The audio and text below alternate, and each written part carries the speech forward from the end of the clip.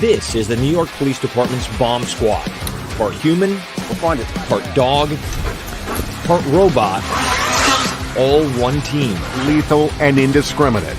To disarm one is to save countless lives. NYPD Bomb Squad has given the all clear. One reason the members of the oldest and biggest bomb squad in the United States are unique. Bomb Squad was able to safely remove a device. When you don't see them, the NYPD Bomb Squad is always watching for that unsuspecting threat. NYPD Bomb Squad racing in, then hauling away another suspicious package. Package has been properly identified.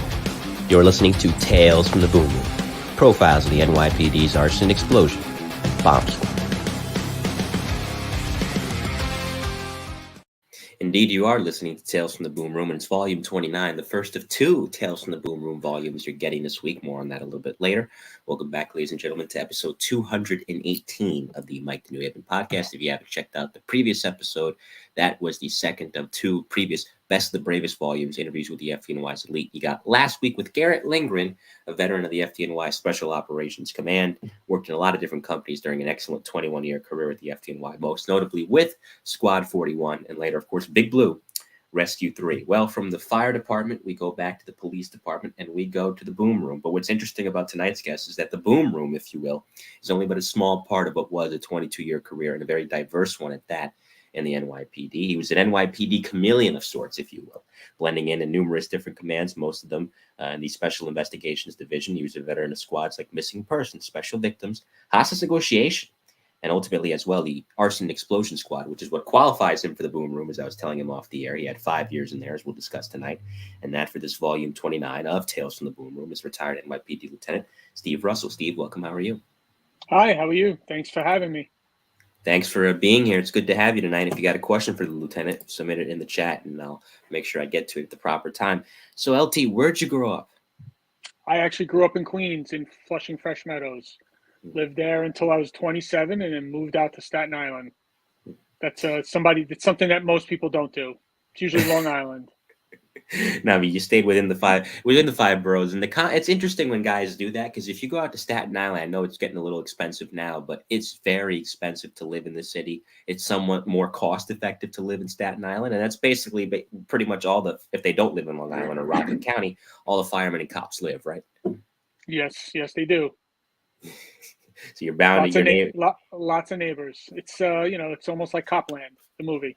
Right, exactly. Excuse me while I take a swig of water. Exactly. So I guess, I can't speak tonight. Did you have family in the job? Is that what made you want to go into the police department? No, I remember high school. So I went to Cardozo High School in Bayside, Queens, and there was a law program. And I remember part of my, I was in the law program, and you had to do some kind of internship, in some kind of law, like a law firm, or I went to the local precinct, which was the 107th precinct where I grew up. And it was from there, actually, there were two police officers that were there. They gave me some kind of work to do to get my hours, but they're the ones who told me about the NYPD Debt Corps, and they're the ones who gave me the first application when I took my first police test at 16 years old. And then I got hired at 21. So basically from that test until I hired. So I took it in high school and got hired at 21 years old. It's interesting, and this is volume 29, by the way, of Tales from the Boom Room, profiles of the NYPD's Arson Explosion Bomb Squad. Tonight's guest for that volume 29 is retired NYPD Lieutenant Steve Russell. So that being said, you're coming on where there is still a lot of crime fighting to do, but it's a better time. It's not like you were coming on, not to diminish when you came on, during the 70s or during the 80s. This is 1996. Broken Windows is in full effect. And you're starting to see the turn. So it's kind of a really good window to come in because there's still so much to do, but you don't have as many restraints to do it, which must have been nice. It was, I remember if you look back on like the CompStat numbers, you could see like I worked in the 113 precinct. Mm-hmm. So I think in the 80s and 90s, there were maybe like 40 to 50 homicides there. And I think when I got there in the mid 90s, it was down to, under 20, maybe 15. So there were still shootings, but that the violence had actually started to go down during that time. So, and then they started all those initiatives, especially when I graduated. and I went to the 113. We had 44 guys from my academy class that went to the 113 precinct. So it was initiative, and I was part of that. You're in Queens. You work in an interesting area, and I mean, everybody talks about the 7-5 and some of the precincts in Brooklyn, which are very, very notorious for their violence, and even some of the precincts in Manhattan, the Fighting Ninth. How do you think they got their nickname, for example, right? But you guys are still doing a lot of work out in a precinct like that, where you just said, even though it's going down, even though it's less than 20, which was better than before, 15 homicides is still a lot. Shootings are still happening, which, as Howard Safer said on this show a few weeks ago, is a homicide with bad aim. So in terms of just being proactive and getting guns off the street and making sure that you had a presence in those classic blue and white Chevy Caprices, tell me about your fonder memories of patrol during the early stages, because you were in South Jamaica, right? That's where the 113 is? It is South Jamaica. I just remember it was a great place to learn. There were some pretty great bosses who, when I got promoted, I kind of try to follow their ways, because how you learn is how other people do. So there were some really great cops and some really good bosses, and I definitely learned a lot when I was there. Walked a lot of, it wasn't the best place to do foot posts. It's not like Midtown Manhattan, where you had great places to eat and lots of things to see. I do remember like my very first foot pursuit, like on Linden and Farmers over there, and like on my second day of patrol. And I remember how much fun that actually was. I mean, I remember just having, it was get your blood pumping, and it was fun. It was different time. I gotta ask, because it feels like so many guys and gals had to do this with those Chevy Caprices, which might have been, for all their deficiencies, might have been the best style-wise fleet the NYPD ever had, that mid-90s fleet. Did you have to use a milk crate in that Chevy Caprice, or were you fortunate enough to be spared that fate? I never personally used the milk crate, but I did see the milk crates. Yeah. They're so boxy too. It's funny, they're so boxy, but they got the job done. Listen, they got the job done. So that said, one of the guys that you learned from early on, I always ask the question, and you watch the show, so what, if you're in for all the firemen for the best of the bravest, who was a senior fireman or fireman that taught you, and for the cops, same thing, who was a senior cops that taught you. One of them was Mike Kirk, who was an emergency service cop, had made sergeant in 1995 and was sent out to the 113. He later went back to ESU, and sadly he died in the line of duty on 9/11. But having him there as your sergeant for that time, such a unique guy. He was a Marine, I believe, as well, and Marine sergeant at that. What was it like being around him and learning from him? Well, you definitely knew his presence. You definitely knew that he was a Marine. He did definitely teach you. His big thing was tactics,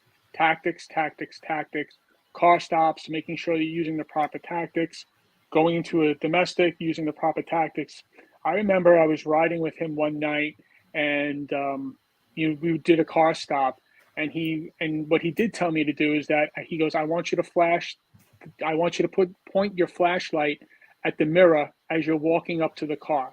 And I go, for what reason? He goes, that way they can't see really who you are. All they see is the light, right? And they can't really tell you what the distance is. So they can't get an idea of how close you are, because it would kind of look the same as you walk up. And actually, to that day, every time that I did a car stop while I was on patrol at nighttime, I always flashed the flashlight at the mirror, so you couldn't tell, where I was coming up from. It was it's interesting, making sure, just tactics. And from what I've heard, especially from the guys that worked under him in emergency in Truck 2 when he came back as a sergeant, he was a really, really good boss. Very, not demanding in a bad way. He wanted the best out of his guys, not in an overbearing way, but he felt, listen, he knew what their capabilities were, and he wanted them to reach that ceiling, and they did. A really effective leader, stern, but fair. He was a guy that, as you said, lived to train and loved to train, but he liked to play too. He had a funny side to him as well. Yeah, I don't remember him as being a yeller and a screamer. And I think this is something that I took on when I got promoted. It was more like if you did something wrong, let's sit down and talk about it. All right, make mistakes happen. Nobody got hurt. All right, let's sit down. Let's talk about what you did wrong, or how can we make it better the next time? Which is how I kind of did when I wound up getting promoted in the police department. I wasn't much of a yeller. Yeah. You know, and like I said, he was so happy when he got back to emergency, because I was telling this lieutenant off the air, and I've discussed this on the air before, but I'll say it again for the audience. You know, Mike was an E-man through and through. He did what he had to do for those 3 years he was a sergeant, but the whole time he was burning to get back to emergency, and he did. And good for him, he got back there September of '98 to Truck 2, where he stayed until his death 3 years later, tragically. So, you know, that's just it. I guess continuing on talking about him. Now back to your career, of course, the community, right? You know, it gets said a lot that most of these neighborhoods, some of the tougher ones to work in, or even some of the not so tough ones that still have their bad seeds, most of the people in there are good people, and you're able to cross paths with them every now and then, maybe in different capacities, but you cross paths with them. What was your keys early on to being a good, effective community cop? I think it's just like listening, making sure that you don't talk down to anybody. Obviously, if you're getting into a situation, I didn't want to be that guy that, you know, after the situation calmed down, you know, there's always that one guy that brings it back up. So, you know, you want to make sure that sometimes when you speak to people that are in handcuffs and you kind of reel with them a little bit, they kind of calm down a little bit, and you know, things will go from really, really high to it slows down a little. So I think that's just something that I've learned over time. And especially, I was young at the time. I mean, I was 22 when I wound up going into the 113 precinct. So, you know, they do say with age comes, you know, you do learn from age. So I try to, you know, when you look back at those times, you think, man, I think I maybe did something a little bit wrong. Again, it's something that you've learned from the past. So the next time something like that happens, you're not going to make that mistake twice, or you're going to handle it a little bit differently. And then you got your right, and then you have your you know, and sometimes you have your senior cops that are there that are just that you pick up those little things on, and then there's other senior cops that are there that you try not to pick up. So those are the things as you're young, you gotta, you know, take the good with the bad and keep going with the good. Even before you made sergeant, which we'll talk about in a moment, in 2001, you get to a point, and it's interesting how, I mean, I don't know if it was like this back then. I know the NYPD is doing this now, where guys and gals that had like 2-3 years on the job are training some of the younger guys and gals that were coming on. So in that vein, were you doing that early on? Do you think it's that piqued your interest in wanting to move up in the ranks and wanting to be a leader? Were you interested in that from day one? For me, actually, it's just I didn't want to walk a foot post in South Jamaica anymore. You know, I wanted to ride in a car, and I didn't want to be the low man on the totem pole.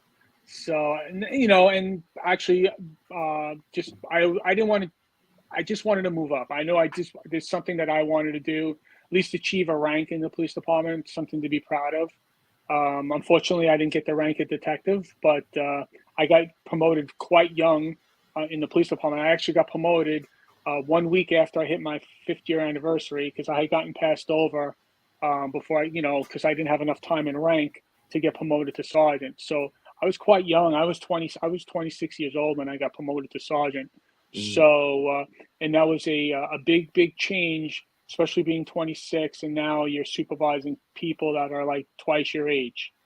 So again, age actually helps out as you get older and you supervise people, because then everybody becomes younger.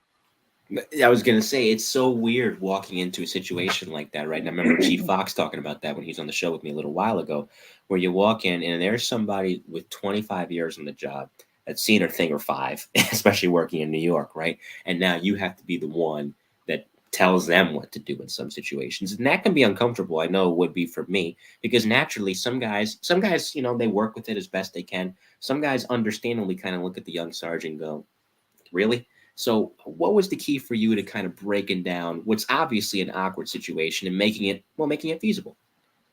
I learned to say no. You know, I remember the first day that I was on the desk, I think 5 people came up to me and asked for me for lost time, and I gave everybody lost time. And the next thing you know, I had nobody covering anything. So, you know, I was just trying to be the nice person. But, you know, eventually you just have to. What I learned is that when you tell people what to do, they'll actually do it. Right. Doesn't matter what your age are, as long as if you're of a higher rank or something like that. If you tell people what to do, not in a mean way or a bad way, in a authoritative supervisor type way, but respectful, people do that for you. And that's what I actually tell the young detectives that worked for me before I retired that were getting promoted to sergeant exactly, this is what to expect when you get promoted. This is what's going to happen. It's going to take a little while, but you're eventually going to get used to it and you're going to have no problems. Patrol is not easy. We were talking about it a little bit off the air. It doesn't matter where you work. It's a lot to handle in a given shift. But there are great memories that can be forged on patrol because if you have great people working under you, well, then that makes it easier. From that time frame, early years as a sergeant, 01 to 04, that I'll get to, moving on up to a different unit in a second, what are some of your best memories of the cops that worked under you and some of the work that they did? You know what? That I'm still friends with them. Some young cops, some people that I was when I got promoted to sergeant, I still speak to this day. Some of them even got promoted to themselves. Some of them are first grade detectives. Some of them are higher rank. But I think especially now some of the people that work for me that got promoted, they still seek out me. They reach out to me to call me up to ask for my advice. I think that's something positive, that I must have done something right, that they're reaching out to me and they're trying to give me a call to, hey, how should I handle this? What should I do about that? I like that. I think that's because I did something right. Yeah, that's good. I mean, if they didn't want to talk to you, what would that say, right? It's kind of like the old adage when you're first coming in, right? And I talk about this a lot with rookie cops or cops that are talking about the times they're rookies and firemen too. If they don't bust your chops, that means they don't like you. Same thing. If they wouldn't be seeking you out, what would that say, So it's good that they do. Correct. And you need to have a sense of humor. Right. Of course, that helps too. Levity, especially in a job like that with all the stuff you have to do and you have to see. As the old adage goes, if you don't laugh, you'll cry. Correct. Then nobody will talk with you. Exactly. Humor is your friend, particularly gallows humor, I must say, is your friend in jobs like that. Like I said, it's volume 29 of Tales from the Boom Room with retired NYPD Lieutenant Steve Russell, who for 5 years was the commanding officer of the Arson Explosion Squad, sister squad of the Bomb Squad. We'll get to that a little later. I first want to get to missing persons. Now, you spent a year there, 04, 05. And what's interesting before I get into, obviously, different processes within that unit is there are some people that you end up tracking down who, for whatever reason, mental health, problems with family, problems with the job, shame of some sort over something, don't want to be found. And in a city of 8 million, it's very easy to slip under the radar if you want to and never be found. So tell me about that part of it first. Well, that is true. If someone does not want to be found, they won't be found. But as years go by and technology gets better, everything is just done through electric. I mean, nobody really carries cash anymore, right? And how much cash can you really carry on you? I found that majority of the people that were missing and missing persons were runaways. I mean, a majority of our cases were runaways. And they usually return home. It's very rare that we had a runaway that didn't return home. And if they didn't, that would be considered a category G, someone who's kind of missing unexplained, and that would wind up actually staying with the local precinct detective squad. If it was a category G missing, that's just like somebody who disappeared for no rhyme or reason.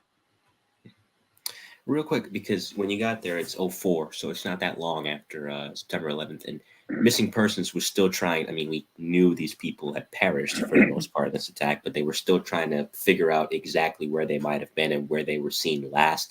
And there was a huge backlog of cases as a result of that. I remember in Law and Order was kind of alluded to at the beginning. This is in 2002, where Jerry Orbach, who played the great Detective Lenny Briscoe, one of my favorite actors ever, he's called with his partner Eddie Green to report a missing woman.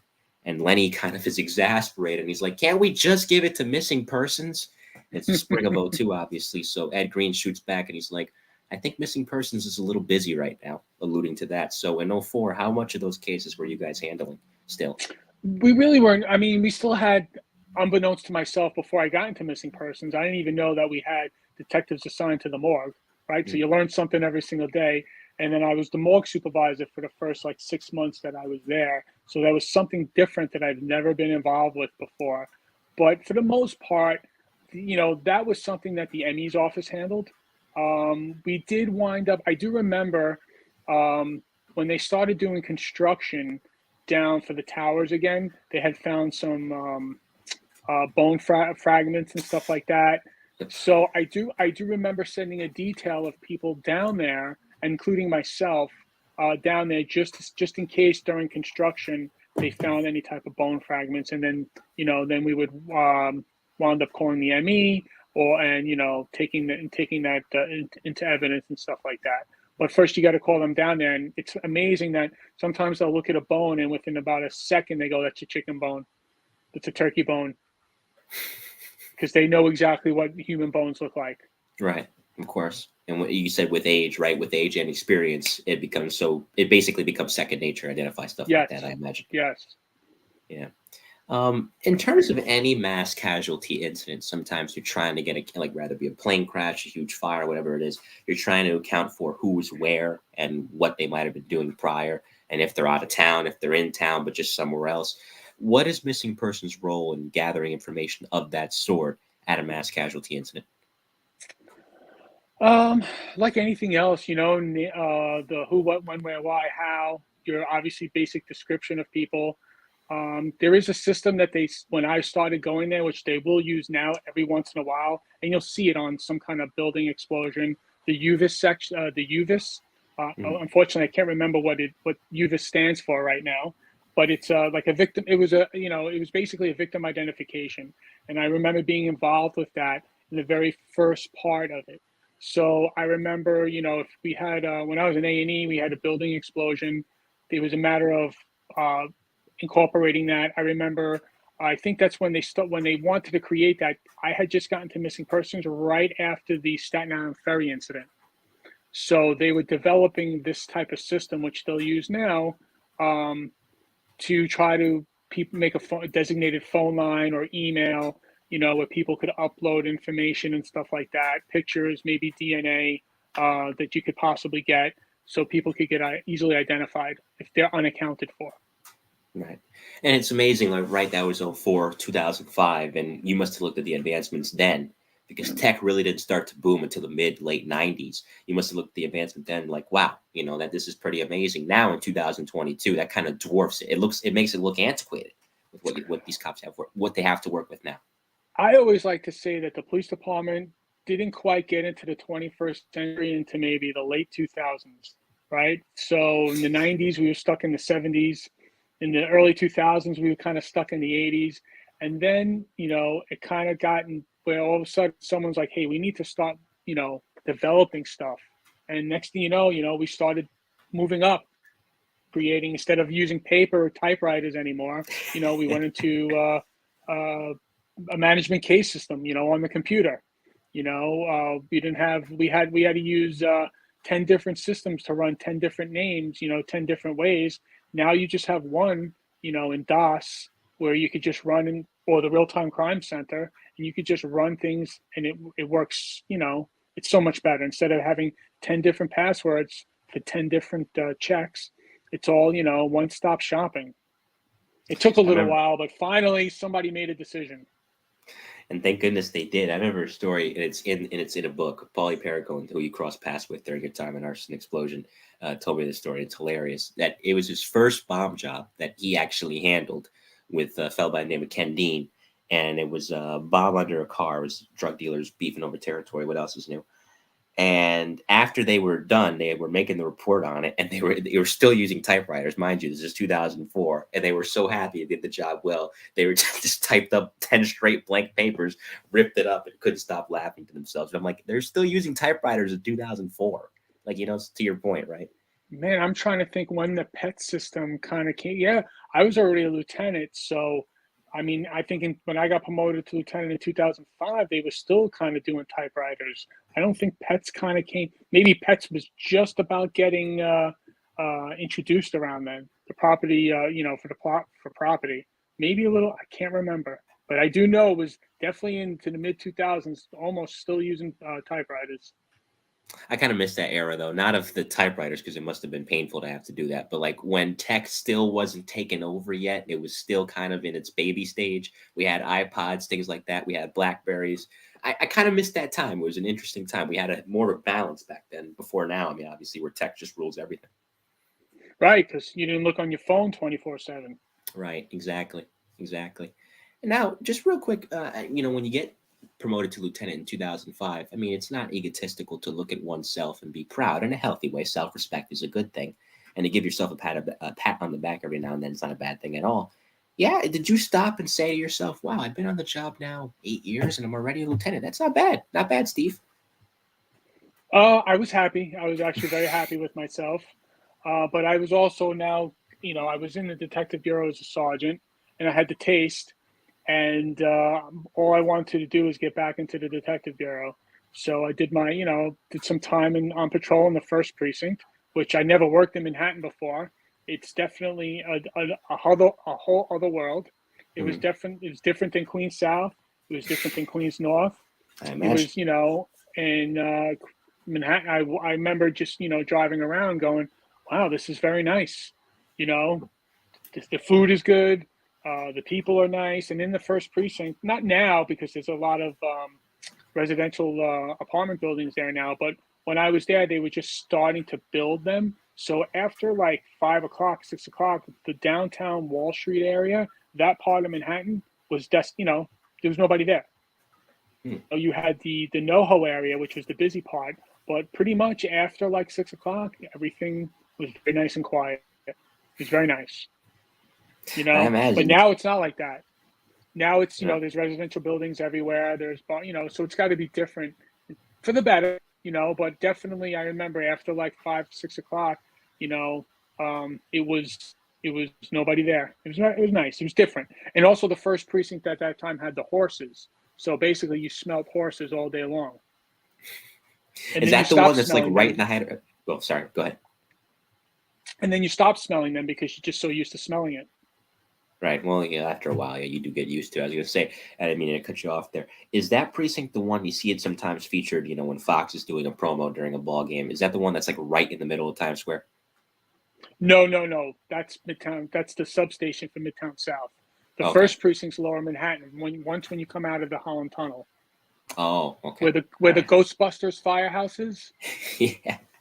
Oh, that's where it is. Okay. Right across the street. All right. Nice. Yeah. I think it's Hook and Ladder 9, that area, where they have that particular firehouse. Good reference there. Good callback. This is volume 29 of Tales from the Boom Room. Retired NYPD Lieutenant Steve Russell is the guest. Thanks to everybody that's tuned in so far tonight.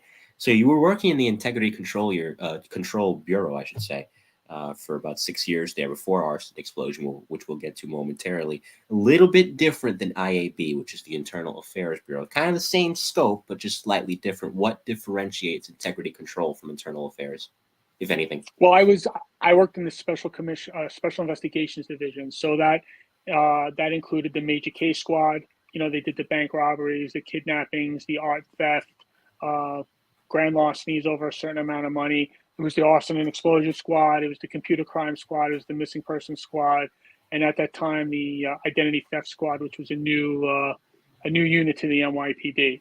So I was just basically an internal monitor for those squads. So you just want to make sure that your overtime's not being abused. If there's internal communications that say inspections is not going to handle, I would handle it.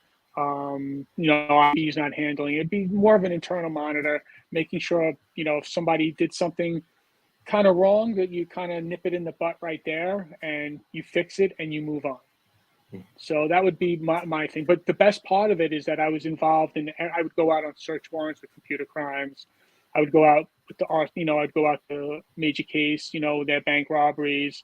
So I kind of got a grasp of all the units within there. So, and I would learn little things, and like in the Major Case Squad, those are some seasoned detectives that work there. Some excellent seasoned detectives. So you're just learning, and I always keep quiet. I soak it in because I'm not running the show there. Just there in case they need another set of hands or eyes, or stuff like that. So that's what I enjoyed. What are some of the more notable moments? You kind of touched on it a little bit, but is there a specific warrant, a specific case from that time period that sticks out to you? I remember I was covering computer crimes, and we did a search warrant in Staten Island, and for something that was somebody didn't do something very right, and they had some information. And I remember going to a room because they had a picture of sneakers that the perp had, and we opened up the closet, and there were those sneakers. right? The same sneakers that was seen in the video of him doing, something that he shouldn't have been doing, So I remember stuff like that. I remember going out with Major K Squad on bank robberies and stuff like that. Doing surveillance with the Joint Bank Robbery Task Force for a couple of patterns overnight where they were stealing ATMs and stuff like that. I learned a lot.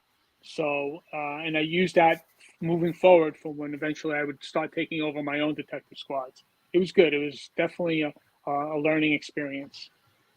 It reminds me of a video. It went viral a number of years ago. This is in Florida, of course. Florida man. That's all you need to know. And guy's being arraigned in court, and the judge says, "You're apparently here because you stole a Miami Dolphins jersey." And he says, "Correct." And guess what he's wearing? Miami Dolphins jersey. The same one he stole, of course. Yeah. So it's kind of funny that you mentioned that, you open the closet and there, of course, are the sneakers. So I guess that brings us to the years in Arson Explosion. You had it for 5 years, 2011 to 2015. Now, what's interesting is when I was talking with Billy Ryan, who was there in that unit from 1991 to 2004, he was saying it's kind of akin to the bomb squad, though the bomb squad's bigger. Now, the personnel is not that big in the unit. The bomb squad has about 40 guys. They don't want their exact numbers known for security reasons. Arson Explosion, I think he was saying during his tenure there, the biggest he ever saw the unit, and I'll use biggest in air quotes, was 12. And it's a citywide unit. So when you got there, if you can't say it for security reasons, then fine. But if you can, how many cops did you have in A&E during that time? I think the most I had was 10. 10 for the whole city. Wow. Yes. How do you manage that personnel-wise? It's hard. It's difficult. A lot of phone calls in the middle of the night. Very stressful. And then you just got to be fair to the people that work for you. So they answer the phone when you call.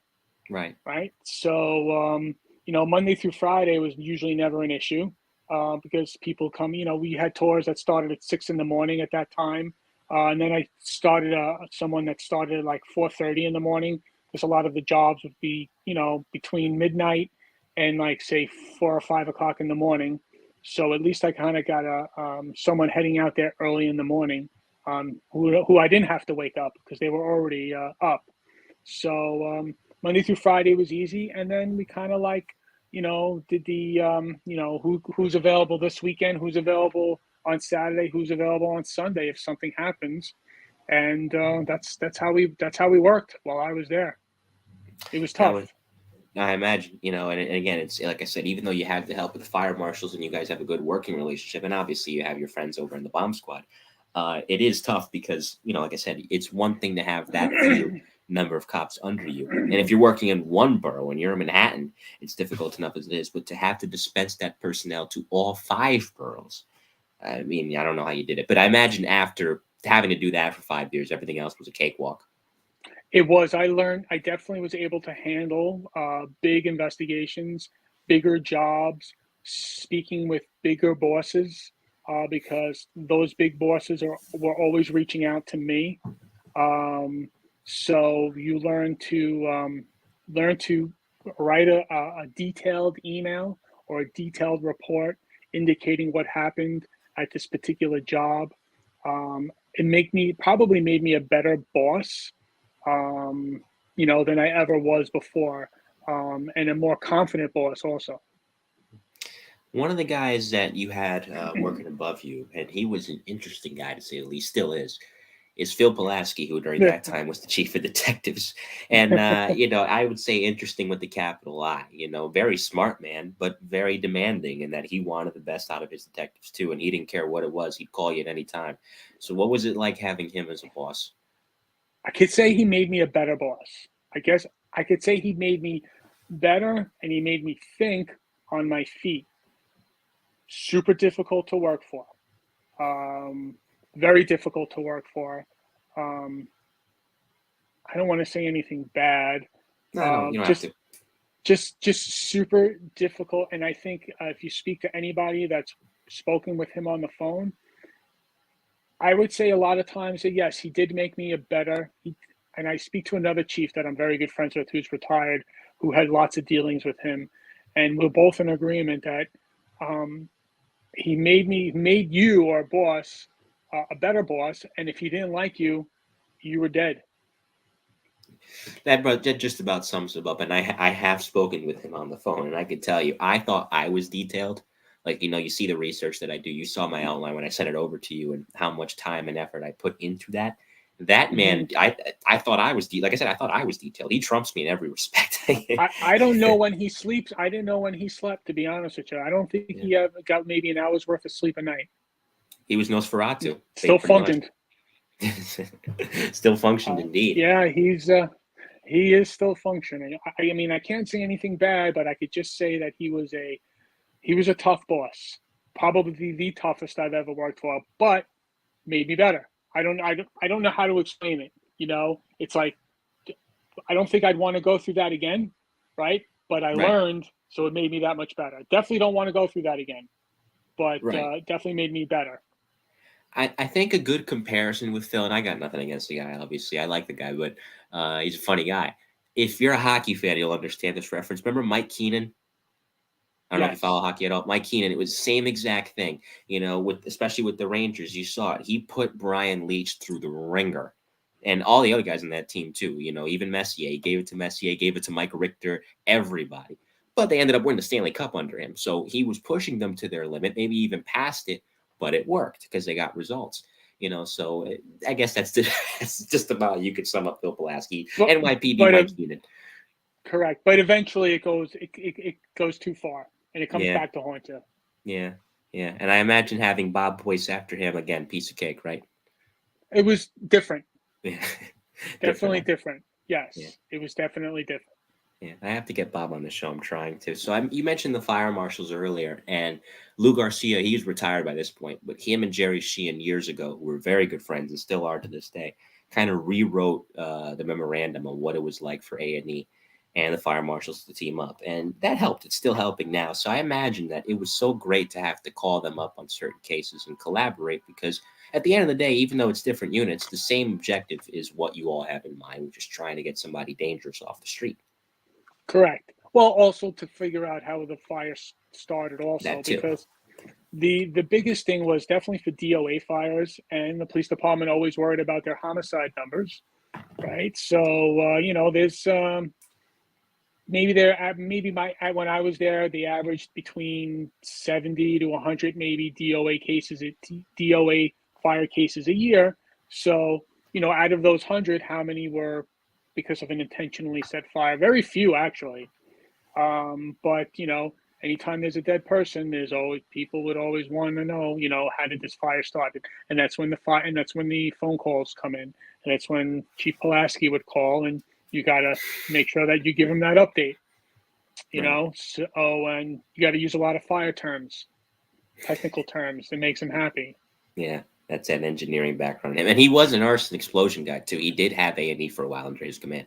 Yes, he did in the early, I think 1990 and 1991 or something like that. Yes. Yeah, he was there also. Yes. Yeah, so he knows what it's like to run that unit. And I will ask, because now that you bring it up, when Dennis Guerra, for those of you who don't know, and Dennis Guerra was a police officer in Coney Island, and him and his partner responded to reports of a fire, and they were both seriously injured. His partner lived, but Dennis Guerra died. Did you guys have that fire? Yes, I actually responded to that fire. The thing with that one is that watching that video of the two police officers going up into the video and then coming out into the smoke inside the hallway, it's definitely something that I could still vision that I could still see that in my head. And the one with that one is that I actually worked with his father when I was a cadet. So I was a cadet in 1995, 1996 in Queens Robbery Squad, and his father was a detective in Robbery Squad. So, I had a little bit of connection in regards to that case.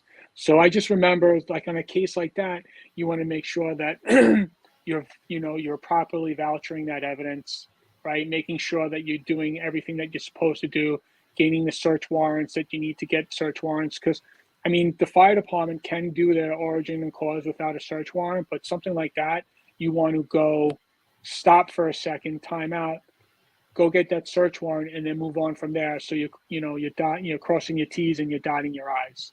Those are some of the things that I would make sure would happen on big cases like that, especially something like that. So going through that evidence, it was a difficult case to work, obviously, when it was one of your own. And obviously his partner was still in the hospital, gravely injured, although she's since recovered, like I mentioned. And he didn't die right away. I think he died the next day of his injuries. So he suffered for a little while before he passed away. Tell me about, I guess, the process to identifying the suspect, if you can. I don't remember. I remember there was like something. You know what it is? There was a bed in the hallway, like a mattress which was set on fire. I can't remember how he was identified. There was some kind of dispute that happened in the hallway, and that person lit the mattress on fire, which is a combustible material, which gives off a lot of smoke. There's no windows in that hallway, so and that material is usually oil based. So you think about it, you're breathing in that black smoke. So I don't remember how he was identified. I do think maybe the local squad may have identified him through some interviews. That I can't remember. I just remember vouchering that the bed frame, the springs, and taking paint off the walls to make see if there was any lead in that paint, and stuff like that. That is not necessarily for smoke inhalation and what people are breathing in and stuff like that. Sad part about him is I don't even think he was on the job that long. I think he used to be was he a school safety agent prior to? I do believe he was a school safety agent. Yes. Yeah. Then he came on. He only had about a handful of years on, and then he died tragically in Coney Island. But I think they have a nice plaque in his memory to that in that housing project where he was killed that day. PSA 1. Yep. Police Service Area 1. Now you mentioned it earlier, and I'll get to it because I got the bomb squad perspective. I never got the arson explosion squad perspective. It was a gas pipe explosion that you mentioned earlier in the East Village. And I remember watching the breaking news on Channel 2 that day with Mary Calvi anchoring, and people didn't know listen, since 2001, anytime there's an explosion of any sort in New York City or a plane crash of any sort in New York City, people are understandably going to pay extra close attention to it, given what's happened before. And it was later determined that there was a lot that was done illegally behind the scenes that made that building explode that day. But just getting down to the scene where everything's literally in rubble, in ashes, and 2 people are missing, and sadly they were both killed. Take me through the starting point of that investigation at such a chaotic scene to the very end, if you can, and if you remember most of it, where you were able to identify who did what. It is super chaotic. I mean, the building continued to go on fire. So I remember the fire department throwing water on the building, and it wasn't doing anything because the fire was gas fueled, right? So until the fire department or Con Ed, I don't remember who, shut off the gas into that building, that fire wasn't going out. So that's why the fire was raging so hot also. And the building was an old building, and I remember it just crumbling down. I do remember one of the DOAs was on a date that particular day. I don't remember what the other one was, but I remember he was on a date that particular day in the sushi restaurant that was right on the ground level. So obviously we, like any other investigation, you're going to try to speak to any witnesses that you can, people in the residence, video, and we have video I remember we had video from across the street, which showed the explosion and everything from there. And then, now you're going to start getting down into the nitty gritty. We figured out that there was work going on in that building. We figured out that that they didn't have this certificate of occupancy yet, but they still had their tenants that were already living in the building. We figured out that Con Ed was supposed to go on that particular day to do a gas meter check to certify the gas meter. And then we were able to figure kind of everything out. We also had a confidential person that gave us information, pretty much told us everything that happened, how they jerry-rigged the gas line, and then went on from there. And then you're digging down and you're taking bits and pieces out. That was like a 3-week crime scene where we're taking pieces of that building out, putting it on the street, getting down into the basement to look for the pipes and stuff like that. And we wound up taking a whole bunch of gas lines and the gas pipes. And then we got the ATF involved, where they were actually built a similar building in their lab down in Virginia, and they were able to determine, how much gas was, maybe how much gas was in the room and stuff like that. It was actually really good work. And out of that, we wound up arresting the general contractor, the plumber, the owner of the building, the son, and one other person. I can't remember who the other one is. And I know they were all, they were all found guilty of some kind of crime, whether it be forging business records or negligent homicide because they jerry-rigged the gas line. So I don't know if you live in a house, but if you live in a house and you look at the gas line for your dryer, you see that yellow gas pipe, right? They jerry-rigged one of those so they could get gas to go up to the apartment buildings, right? So on that particular day, Con Ed was supposed to come. They took those off, right? They forgot to shut the gas off, and the gas was building up in the basement. What the ignition source is, it could have been a variety of things. Maybe a condenser in a refrigerator from the restaurant that was there. It could have been a whole bunch of different things. That clicking sound. So you have that certain amount of gas in the room, which you hit that certain point where, and then you have that clicking sound. That's your ignition source. And next thing you know, it was an explosion. And that was a couple. And I've handled a couple of those. Also, I had another one up in East Harlem on 126th Street, where another person died. That wound up being a gas line, underground gas line that broke. It's like a pipe from like the 1860s, right? Yeah, it was like one of those cast iron pipes, and it was seeping through the ground. And like water, it's going to find its way. It's going to find its way out.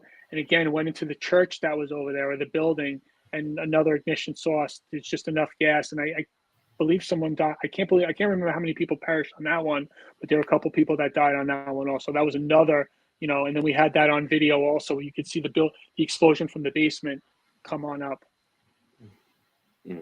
It was good work. I have to say that the detectives that were there that worked with me in the squad were up, did a lot of work, a lot of hard work, a lot of work getting documents and stuff like that, and it was good stuff. I remember doing a search warrant and an arrest warrant and grabbing them up at like 5 o'clock in the morning. It was good work. I was going to say, it boggles my mind what people will do to make a quick buck. Even if it means costing lives in the end, they'll make a quick buck any way they can, some people. No shame at all. Yeah, and it's funny because I think there's a couple of, like, after that happened, there were people who called in a couple of times saying, listen, it was the same type of jerry rig of like, of a plastic PVC pipe, to get gas to where you have to get, to get the building moving. Oh boy. and I haven't been down there. I think the last I saw that lot, it's an empty lot. I think so. I don't know if they're building. I don't know if they've built anything on there yet. I think so. And I think the other guy that got killed in that incident, if I remember, one of them, he was on a date. It was like a young guy, 29, 30 years old. The other one was he was a waiter at the restaurant. I can't remember. I do remember the guy who's like on a first date. Yeah. I felt, and I feel bad for the detective that caught the case. He was dealing with the father quite often and stuff like that. And, telling him everything that he needed to be done, the steps of the case and stuff like that. It was good work. He did good work. Yeah, indeed. I would say it was great effort by all involved. Now, I want to say real quick, the relationship you guys have with the Bomb Squad is unique because Mark Torrey, he knows what it's like. Once again, I mentioned Pulaski earlier. Mark Torrey knows what it's like to run A&E because he ran it briefly from 2001 to 2002. So, great guy, still there with the Bomb Squad. He's going to be one of those guys that ages out. Like, he's not going to leave any time earlier than 62, 63. I'd be shocked if he did. So having him there, he must have been a great guy to cross paths with. Well, Mike is very knowledgeable. Mark is very knowledgeable about everything, explosives. So, they're always going to, when he comes to jobs like that, he's going to hang out there. He's going to stay. And if it's just a gas, like that was a gas fueled explosion, the Bomb Squad's not going to do anything else there. But we've had a whole bunch of other cases where we've had IEDs or hoax devices and stuff like that. And obviously I'm going to pick Mark's brain because he's going to tell us, components and stuff like that, or if it's a hoax device. I'll give you a good example of, we had, when I was in A&E, we had a case in Staten Island. There was about 4 or 5 hoax devices that were planted all on the North Shore. We wound up working with Major K Squad and the Department of Homeland Security. And there were like 4 or 5 hoax devices in like suitcases or something like that. And I remember we wound up catching the guy based from Homeland Security. They had some kind of like voice recording and a phone number, which we were able to track to a gentleman. And finally, we get the guy in custody. And I remember, the detectives talking with him, and he gets talk to him about it. And what it boiled down to is that he had a relationship, wasn't his daughter, but was a close family friend that lived in the house with them, and she was involved in a new relationship with a boy, or she was involved in a relationship that was getting very serious, and he got angry and he was jealous because she was no longer kind of hanging out with him. So he created hoax devices in an attempt to frame him, of putting these devices out in the street. It's one of those devices, and I remember being with Mark like all day. We found all these devices all over Staten Island. It was, but again, it was good work by all. It was good work by the detectives in Staten Island, detectives from Major Case, and the detectives from my office. It was good. It was good work. That seems to be the common theme, of course, of this show. Love Mark, good guy. I'm going to have to wait until like the year 2030 to just try to talk to him on this show in this context, because he's still active. But nevertheless, a guy that's done a lot of good stuff over the 20 years he's been in the bomb squad. But he's has more time than that. He was a sergeant originally. Now, of course, 20 years as a lieutenant. But it's funny, quick story on him running Andy, and Billy Ryan's in the chat now. He knows the story very well. He was so used to being in the bomb squad, it took him a little bit to get used to the way A&E does things, because there was a report of an explosion. I think a police officer was hurt in said explosion, and it was a car bomb of some sort. And they're going out there, and he's like, "We got to get out there. We got to." And Bill's like, "We don't do that. We're not the bomb squad anymore." He's like, "What?" He's like, "We're not the bomb squad anymore. We have to go to the hospital and talk to the guy." He's like, "Oh," but once he got it, I mean, listen, he was a great CO for that unit too. Yep. Yeah. That's police. That you have to do police work 101. Yep. Yeah, I would say. So real quick, I know you were mentioning off the air you didn't have a lot with hostage negotiation, but still, I think it's interesting that you had a little bit of a part in that unit, and that you were next to Jack Cambria. Your office was right next to his. And here's somebody with so much experience in how to talk to people, not just with H&T. He was an E-man. So how many times has he been on EDP jobs where he's talking them down from an irrational state? And just a really good, solid guy. What was it like? Just, you talked earlier about picking up good tactics from Mike Curtin. What would you say were some of the best things you picked up from Jack Cambria? He's got a great sense of humor. Believe it or not, Jack can make jokes. So we used to, I worked in Special Investigation Division, in which hostage negotiation fell under. So we were all in the same office, and Jack had a great sense of humor. And we always used to like to play pranks on one of the PAAs in the office there. So we would laugh every single day. But Jack is just, he never gets angry. He's, no matter what, people could yell at him, people would scream at him. He just smiles at them right back. And I've never actually seen him get angry, ever. Never, ever. So Jack's a good man. Yeah, kill him with kindness. Yeah, kill him. That's what he did. And I'm very thankful that he actually got me into H&T 2009. That's when I was in the 2009 class. And I was able to go to a handful of jobs in my career, because every time that I would get called or go to a job, usually ESU already has the guy in custody. I would say 9 out of 10 times ESU always has the guy in custody. Yeah, and that's kind of, not that I'm taking anything away from H&T. What they do is very, very important. I think they just had a job the job in Queens, unfortunately, where that EMT was stabbed to death. I think H&T was out there with Truck 10 talking that guy out of the apartment, and eventually they did get him out of the apartment. So, they play a big role. But and I see Billy Kennedy in the chat, and he was a sergeant in the ESU, cop and a sergeant, so I know he can attest to that. I don't know how they do it. I really don't. If you have somebody babbling in there with a weapon of any sort, or if they're on top of a bridge and they're just running back and forth, I'm like, you know what? You got it. I hope it works out for you. You'll be in my prayers, because I don't know how you guys do it. I remember, like, every H&T job that I always went to, my first thing was always just speak to, I guess, who's the most ranked person there.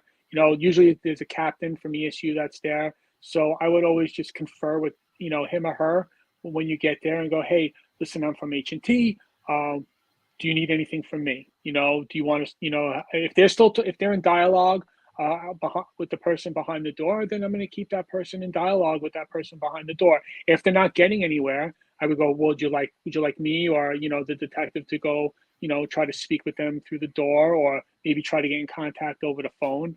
I would never call that house while they're engaged with them either. If they were, because that only just makes them angry too. So obviously, if you're working with somebody, you have a positive working relationship, the job's going to get done a little bit easier and better.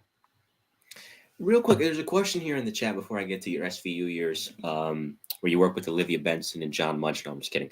But Joe Maliga has this question. I think what he's trying to ask is this: was there a regular CI that you had that was a really good source of reliable information, particularly while you were the head of A&E? No, but I did have one. I had one case with a CI. She actually lived in right outside of the CI lived right outside of Albany, and it's domestic. His ex-girlfriend or some girl that he used to be in contact with had reached out to him to try to burn down the family business, and we wound up doing a whole operation, getting it on. We did we got her to get money, wire him the money.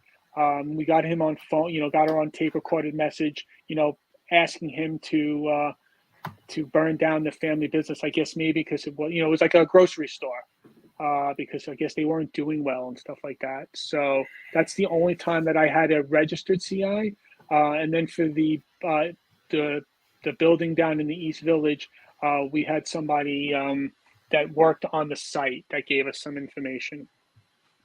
Of course, you mentioned but wasn't necessarily a registered CI. But somebody who was nice enough to come forward and do the right thing, which helps. Correct. Of course. So you get to SVU in 2016. Captain Cragen had just retired. I had to slip another joke in there. I apologize. That's okay. You talk about that being, you've mentioned it off the air. Now we'll get into it on the air. You consider that, of all the cool things you got to do in a 22, 23-year career, that was the most rewarding part. And it's not an easy unit to be in because criminals are not nice people to begin with. Criminals of that sort are especially evil. So I guess that's what made it the most rewarding, right? Bringing them down in particular. It is the most rewarding, and I'll go back to A&E. Just like special victims, the bigger bosses don't quite understand A&E. So you could give a whole bunch of, this is what happened, and they just look at you with a dumbfounded face. They don't understand. They don't understand anything. They don't understand accidental fires. They don't understand intentionally set fires. They don't understand, and that transfers over to special victims because there's a lot of gray area. I'm not talking about the sexual stuff, because I'm talking about the child abuse stuff. So the gray area that I'm talking about, not the sexual stuff, would be the physical stuff, right? Because New York State, you're allowed to discipline your children. You're actually allowed to do corporal punishment. But what is the definition of excessive? There is no definition of what excessive is, right? So there's a lot of gray area, and sometimes the bigger bosses would consider that a domestic incident. I'll give you an example. There's a mom, she's cooking food, right? You have, 6-year-old Johnny, who's nagging her. And mom's cooking, she's got the spoon, she hits Johnny, right? Hits him in the eye, right? Now, would you consider, because she's angry, and we've all been angry, right? Now, now the child's got an injury, right? She hit him, she intentionally hit him, right? But is that really an assault? I mean, is the mom, based on if there's no previous incident of anything going on like that? But some people wouldn't understand that because now Tommy or Johnny is going to school the next day and teachers are mandated reporters. Teachers are going to go, hey, what happened to your eye? Oh, my mom hit me with a spoon in the eye. Oh, on purpose? Yeah, on purpose. Well, so now the teacher's going to call, because she's a mandated reporter, she's going to call the state registry. Now ACS is going to get involved. Now the NYPD is going to get involved. That child's going to be brought to the Child Advocacy Center. It's going to be interviewed. And, and now you got to figure out, does that mom really deserve to be arrested? Now, there were plenty of times where people beat their children. If you hit them with the belt, but you accidentally hit them in the face because you meant to hit them in the butt, is that another, and they got a little mark over there, is that something that, a parent needs to be arrested for? So, and I would always try to explain that to some of the bigger bosses. I go, really, our job is to try to keep the family together. Now, obviously, you may get one free pass on something minor like that. The next time, obviously, they're not going to get a free pass. But, that's something that you don't want necessarily to ruin a family, because now ACS is already involved in the family. So does that make it good to have the mother or the father, who's the sole provider or the sole parent at home, to be arrested? And now that child's going to go live with an aunt or an uncle that they don't know, or put into foster care that they don't know. It's a tough, it's definitely a tough job. The most rewarding, because sometimes you're protecting the voiceless, especially those little children who can't voice anything, but you figured out that mom and dad or somebody or a relative did something wrong. And people always think that strangers are the worst. It's usually someone that you know that is always the person that's done bad to your child. So the chances of a stranger doing something to snatching your child off the street, obviously it can happen, but it's very rare. As you know, compared to Uncle Tommy, who's got the exclusive opportunity, because they're watching their, nephew or niece or something like that, to do something bad. And that's what usually it was. You're reviving so much childhood trauma for me unintentionally, not to that degree, but if there's anybody Hispanic in the chat, you're going to know what I'm talking about. Like when you say the word chancleta to me to this day, I stop and I freeze like I'm a military veteran when you ask them, like when they ask their grandfather, Daddy, what was the war like? And they stop and they have that 1,000-yard stare. That's me when you say the chancleta, because I can recall getting that quite a bit as a kid. Even now I see it I in the store if we're walking by it, and I go, I kind of stop and get those PTSD flashbacks to when I was a little kid. But it's true, because there is discretion there, right? There's a lot of discretion in something like that, and it's a fine line to walk. It is a fine line to walk. I mean, I remember when I was in charge of Staten Island Special Victims, we had a mother that the first time we told her, this one's on us. It was something minor. And then, 2 weeks later, another incident happened, and now you got to go to, now we're going to lock her up. Now her whole life is, thrown underneath the bus. She had a federal job. Is that going to affect her, her job status and stuff like that? So, like I said, the physical stuff, there's a little play. The sexual stuff, there's never ever any discretion with that, and some people do some really bad things to people that they know. So in that vein, I'll ask you, and it's all rewarding when you can get somebody bad behind bars where they belong, but are there specific cases where you found yourself saying, man, I'm especially glad that we locked this guy or this gal up? Yeah, 2017, Staten Island, like 5 o'clock in the morning. Now I very special victims, because you always had covering bosses, right? That was the good thing about being in special victims. If something happened and you were off, the sergeant in the Bronx would come to Staten Island and handle it, until the supervisor came in. But this one was a little bit different, because we had a guy who by 7 o'clock in the morning had to do, I think it was like 8 attempted rapes. Right. So there were 8 people. The first lady, I believe, was walking her dog. He ran right up to her, dragged her, tried to rape her. She fought. He ran away. There was another girl who was waiting at the bus stop, like a 15-year-old girl. He came up right behind her, dragged her into like a wooded area. He put his penis into her mouth. She actually bit down, which was good for later on. Because he had, she left a mark there. So, so she left a mark there, and there were a couple others, and we wound up tying him to another robbery, attempted sexual assault, like 2 days before that. All in all, there was like 6 or 7 attempted rapes, and this is how police work usually gets solved to begin with, to be honest with you. So it's already like 11 o'clock at night. The sergeant from the 120 squad and the detective from the 120 squad go, hey man, I'm hungry. You hungry? He's like, yeah, I'm hungry. So they go up to a light. They're sitting at a red light. Next thing you know, the car that we see on the video from like the first, the incident goes right by. Like it was a 1997 Ford Explorer, drives right by, right? They go, that just looks like the car that, that was involved. So now they follow that car to a mobile gas station on Bay Street, and the guy gets out of the car wearing the same clothes that's on video. right? So just because they wanted to get food, that's usually, it's the patrol cop that stumbles onto the guy who did the Atlanta bombing. You know what I mean? They just kind of like, we're just sitting there waiting to get food. Next thing you know, the car drives by. He gets out, goes into the mobile station, gets out of the car. He's wearing the same Adidas tracksuit that's seen on video. They take him into custody.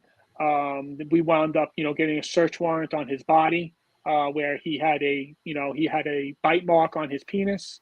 And we did a whole bunch of lineups, and I think 8 out of the 9 lineups were positive. The DNA came back to him eventually, that from the victim's mouth. And now I actually happened to look him up the other day, and he's not due to get out of jail until 2060.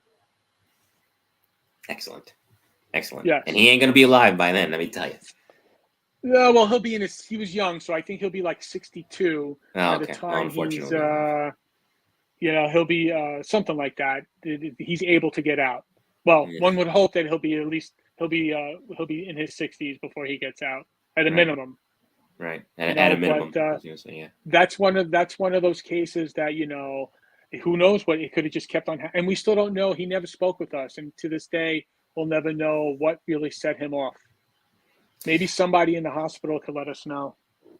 One would hope. I mean, I don't think in most cases with people like that there is an answer. It's just some people are really just evil people. There's no rhyme or reason to it. Sometimes you can say, okay, they had a very abusive childhood, which doesn't justify it, but you can see where the seeds might have been planted.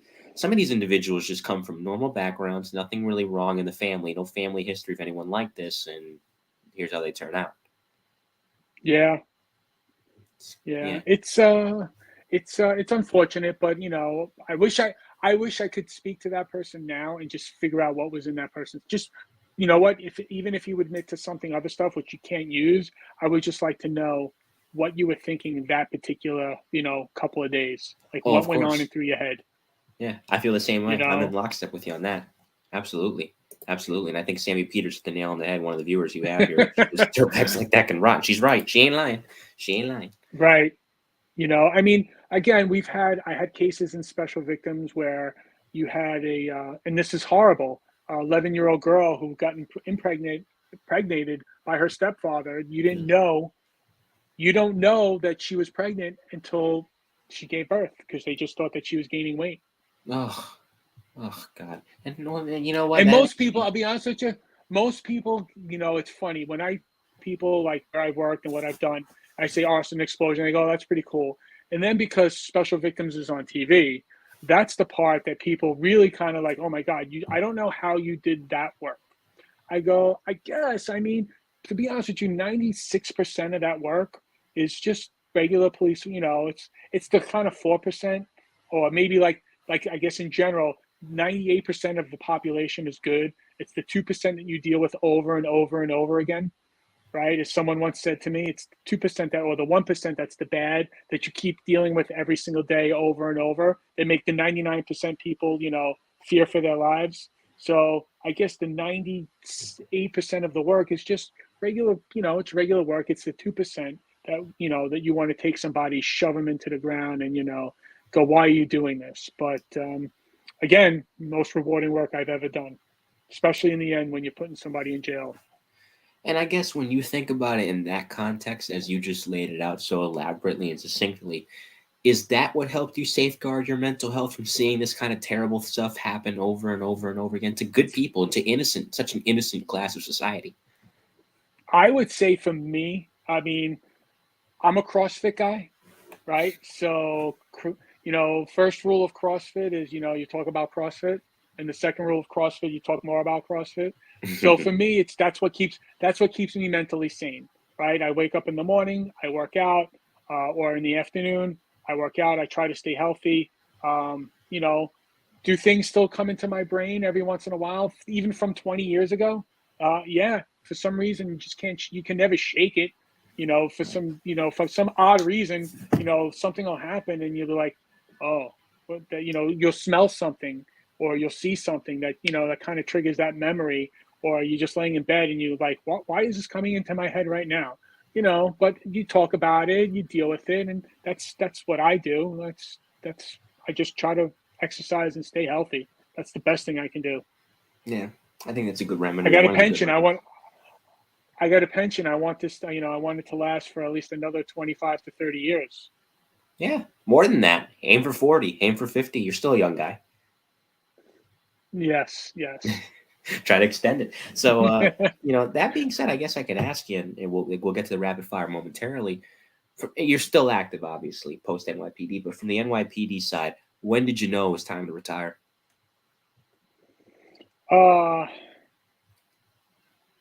When you're, I don't know how the delicate way to put this.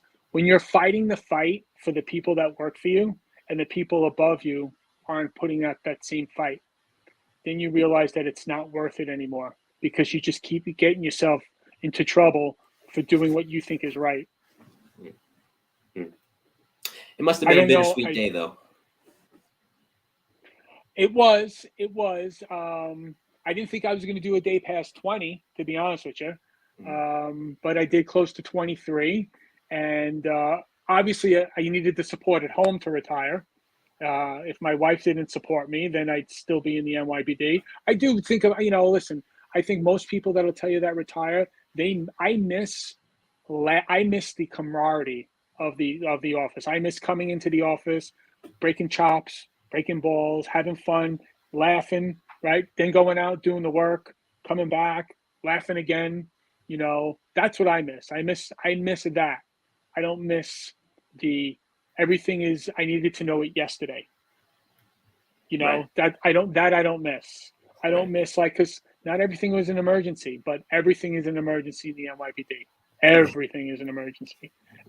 And, you're dealing with a lot of chiefs that knowledge is power. So if one chief has the information and the other one doesn't have it, knowledge is power. Yeah, that makes sense. I can only imagine some of the things that were treated as emergencies in the NYPD. Are you wearing black socks? We need to know. Did you make the run of the Krispy Kreme? Correct. And eventually, when people aren't going to stick up for you, it's just time to be done. I just couldn't take it anymore. And I was somebody who always stuck up for the people that worked for me. And I think if you spoke to anybody that worked for me, they'll tell you the same thing. I would say I could see that in the conversation. I haven't known you that long, but I can see that in the hour 12 that we've been talking. That I don't doubt that is the case, my friend. So that brings us to the rapid fire. You see, I went easy on you, all right? I treated you with kid gloves for this first hour. Now we're going to turn up the heat, my friend. The rapid fire is 5 hit run questions from me, 5 hit run answers from you. You can say pass if you want. I'll give you an out. Are you ready? All right, I'll try. All right. First, funniest colleagues you ever worked with? Ooh. I've worked with a lot, but I would say my time in Staten Island Special Victims, there's Greg Silverman. Mm-hmm. Greg Silverman is one of the funny. He's definitely a funny person. I also have to say another detective, Ozzy Rosado. It wasn't that he was funny; it's that we made fun of him a lot, so it was funny. Yeah, there's always that one guy, right? Like they're just unintentionally hilarious. Yes. Yeah, I guess that was him. I've kind of been that person in my life, so I can relate. Well, then again, there's another guy that I worked with as a cop. His name was Alan Lamb, who it's not that he was funny, but it was a lot of funny things because he was Chinese, could barely speak English, but would never admit that he could speak, but he would never admit that he'd speak Chinese, even though he could barely speak English. Second, either in life or about the job, best advice anyone ever gave you? Best advice anybody would ever give me. I guess sometimes you just got to step back and take a deep breath.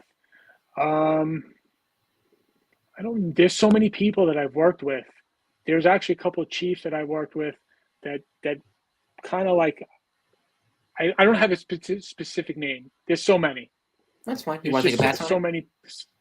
Yeah, I'll take a pass. I can't give I have so many different names of people that I work with that I would definitely go, that I still speak to this day. Actually, I'll give you 3. I speak to my old boss, Jerry Quinlan, deputy chief.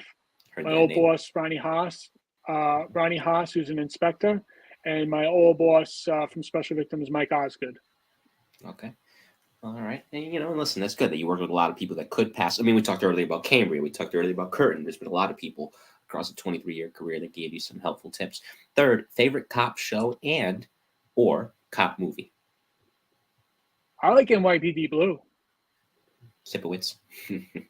Yeah, I like Sipowicz. Favorite cop movie? I mean, it's it's a good movie, but it's about a dirty cop. I mean, Training Day is a great movie. Yeah, it is. Me, God, I mean, it's corrupt, but right. It's about corrupt cops, but it is a good movie. Right. I forget. There was one that Jet Li did. It was like, I forget who. It was like 1999. It was set in Chinatown. With Mark Wahlberg. Yeah. Well, you remember the name of the movie? As soon as we get off here, I'll remember. I mean, let me look it up real quick because it's going to bother both of us if I don't recall it, because that was a great movie. I saw it a number of years ago and I need to see it again. Let me see which movie it was. I mean, all time, my favorite cop movie would have to be all three Rush Hours. Without question. I know those words verbatim, and Beverly Hills Cop. Beverly Hills Cop. Yeah, Beverly Hills Cop was great too. But Chris Tucker and Jackie Chan in that movie, they had me crying, laughing every time I watch it. The movie that he was in, God, I'm trying to find it here. I think it was like the late 90s, where I don't know if it was. Are you sure it was Wahlberg that was in it? Yeah, I think it's Wahlberg. Yeah, let me see. That movie did take place in Chinatown. Yeah, I'm trying to remember what it was. I'm not going to get to the other question of rapid fire until I find this out. Let's see here. No. So let me see if it was Mark Wahlberg. Let me go to Mark Wahlberg's filmography and of course, Law and Order. I never watched NYPD Blue, but Law and Order, because of Lenny Briscoe, because of Jerry Orbach, was something that was of great interest to me. And let me see, the movie that wasn't Three Kings. No, I'm not gonna. I can't see it. I forget what it was. If somebody knows it, put in the chat. It wasn't Lethal Weapon. I see your. It's not the Corruptor, is it? I mean, that one takes place in Chinatown. No, it was like that's not with Jet Li. That's not one with Jet Li. So I don't remember. No, it wasn't Romeo Must Die either. It's a different one. Cop movie, Midtown, or no, Chinatown actually. See if this search here on Bing will help me. Fort Apache's another good movie. Fort Apache's another one. French Connection. Yep, love that one too. Love that one as well. This is gonna gnaw at me that I can't get this movie. It's popping up now, I think. Let's see if I have it here. If not, well, then we're just gonna have to bite the bullet on this one. I know. God. Oh, you know what? Fine. We'll have to figure it out another time. But I know it was in the mid '90s. No, it was not Dirty Harry either. Joe Maliga. Anyway, fourth favorite bar or restaurant in New York City. I have to go with what my daughter likes. She likes Mastro's. It's a steakhouse in Midtown. I do like the steak there. It is a good. It's on 55th and 6th Avenue over there. It is delicious. It was the Corruptor. It is the Corruptor. Yeah, that was. Okay. Yeah, it was in 1999. That was Chow Yun Fat. Wasn't Jet Li. It was Chow Yun Fat. Mark Wahlberg. Yeah, that I remember. And that was a great movie. So no, Romeo Must Die is a different one, Sammy. That was with Aaliyah and Jet Li, but it was the Corruptor. And the fifth and final one. What advice would you give a young detective just got into the bureau, or a young sergeant or lieutenant that just got into the detective bureau, given your experiences? Well, I could tell you, obviously, I had no experience in arson and explosion, and I had no experience in special victims, right? But I had detective bureau experience for 15 years. I didn't know anything about fires, and I didn't know anything about special victims. I kind of sit back, ask the detectives questions, right? Especially the detectives that have been there a long time. Why do we do this? Why do we do that? Not in a condescending way. I go, why do we do it this way? Why do we do it that way? And it's the same thing that I would give a young police officer that just moved up to a detective squad, kind of like, find that one person that is going to guide you in the right way, and just ask questions, because you can't, I wouldn't say any questions, not asking a question is wrong. Ask the question, hey, why do we do it this way? Why do we do it that way? And then you gotta you'll figure it out, and it'll make yourself a little bit better. That's what I always tell everybody, listen and follow. Just kind of sit back and, figure it out. That's kind of the best advice I can give you. This has been great. Stick around. Go ahead. and you're going to make a mistake, and don't worry, everybody makes mistakes. Yeah, there you go. That's true. That is very much true. This has been great. I think it's been the most unique volume of Tales from the Boom Room yet, given how many different stops you had in your career. Like I said, Arson Explosion was just kind of a small footnote, even though you spent 5 years there in what was a very diverse career. But I'm glad I got you for this mini-series, of course, volume 29 of it. Stick around. We'll say goodbye off the air. Before I say goodbye to the audience, is there any shout-outs to anyone or anything you would like to give? No, I'm good. Thank you. No problem. No problem. My shout out to you. And like I said, stick around. And my shout out to the chat. Thanks, guys, for tuning in tonight. You'll get another volume of Tales from the Boom Room tomorrow. It's going to be the milestone volume 30. And that is going to be revisiting the 2016 Chelsea bombing with Paul Perricone, who returns for volume 30. He was previously featured for volume 6 a year ago. A lot's happened since then. And they'll join me for that volume. And coming up later, I'll have a special edition of the Best of the Bravest interviews with the FDNY's Elite milestone volume 30. For that, on Friday, I'll explain who will be the guest tomorrow. Thanks to everybody again for tuning in tonight. I'll see you tomorrow with Detective Perricone for that show at 7 p.m. Eastern Standard Time. In the meantime, on behalf of retired NYPD Lieutenant Steve Russell, this has been volume 29 of Tales from the Boom Room, profiles of the NYPD's Arson, Explosion, and Bomb Squad. And we will see you next time. Take care, everyone. Have a great rest of your night. Thank you.